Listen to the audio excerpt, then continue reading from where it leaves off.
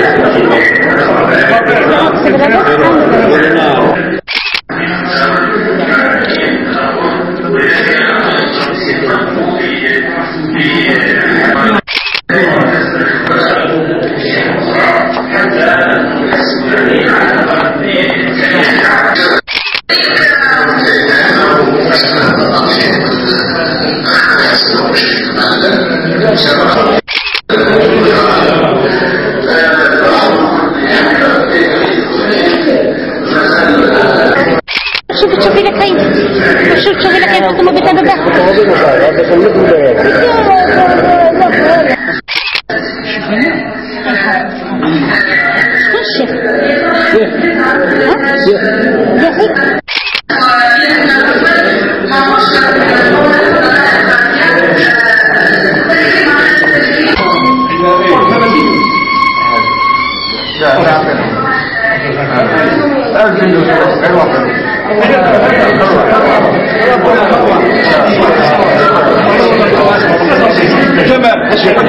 يا شيخ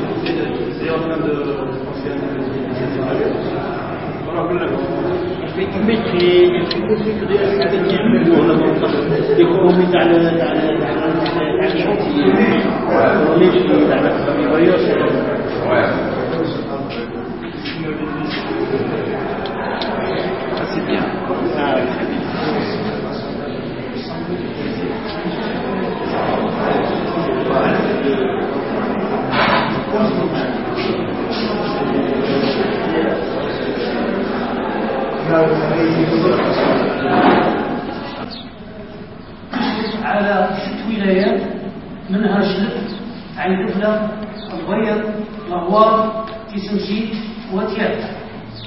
والشبكة كانت تنشط ونشطت فعلا وقامت بإنجازات كثيرة خلال هذه المدة 10 أشهر يعني. ونشوف اليوم ربما حوصلة على النشاط اللي قامت به الشبكة. ما هي النشاطات اللي قامت بها الشبكة؟ أولا كانت على اللقاءات، واللقاءات كانت متنقلة. ربما أول لقاء كان في جنس الإيتيارات، ثم معهد التكنولوجي، ثم ثانوية السيسمولوجي، واليوم رانا في ثانوية ابن رستم، أقدم ثانوية في تيارت. ونرحبوا بسيد قاضي اللي هو أول عضو في الشبكة من مؤسسة التعليم عاشيك المرحوم حبيب النشيد، وكذلك رئيس المؤسسة. رحب بالجميع، نقول أهلا وسهلا بكم في الشبكة. وإن شاء الله هذا اليوم الدراسي تكون حوصلة لغاية تقدم من بعض من الزملاء غادي يكون في تدخل، ثم حسب البرنامج يكون في تدخل لكل ولاية من الشبكة لاستعراض عن ما قاموا به من خلال شهر التراث. يعني في شهر التراث كل ولاية تقوم بنشاط خاص فيما يخص هذا الشهر هذا بالضبط. واليوم إن شاء الله نشوف ما هو النشاط اللي قمنا به خلال هذا الشهر.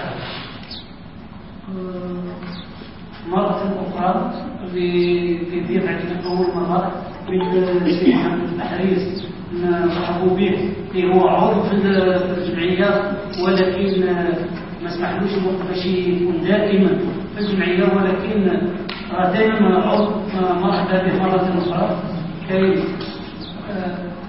نعم سي عبد الله حبيب في جانب القرارة ونرحبوا به ومرحبا بك في الشبكة يعني ربما يكون لقاء المقبل إن شاء الله في القرارة. Vous avez raison. Eh oui, monsieur. Alors, les résultats attendus, à laquelle on se cache peut-être très rapidement, 3 rencontres thématiques, un guide archéologique, une exposition itinérante, une communication dense. Donc on n'a pas été très difficile dans ce projet-là. Hein. Les 3 rencontres thématiques de formation, de renforcement de capacité, un guide archéologique, un guide voilà, élaboré, diffusé, une exposition itinérante et une communication sur les réseaux. Donc 1, 2, 3, donc 3 ou 4 actions ou résultats donc, qui sont visés par ce projet-là.